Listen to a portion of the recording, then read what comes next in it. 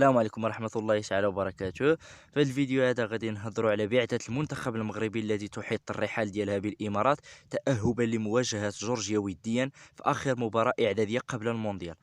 حطت بعثة المنتخب المغربي الرحال بالإمارات العربية المتحدة تمهيدا لمواجهة نظيره الجورجي في آخر محك إعدادي قبل دخول غمار المونديال قطر 2022. وتوجهت بعثة المنتخب المغربي صباح يوم من قطر، حيث باشرت تدريبها قبل يومين صواب الإمارات من أجل ملاقاة جورجيا والعودة لقطر لاستكمال استعداداتها. وستكون مباراة جورجيا فرصة للناخب وليد الركراكي من أجل الوقوف على جاهزية العناصر الوطنية والبحث عن التوليفات المثالية التي سيعتمد عليها في المونديال. وسيلاقي أسود الأطلس نظيره الجورجي على أرضية ملعب الشارقة بالإمارات يوم الخميس انطلاقا من 5 عصرا بتوقيت غرينتش.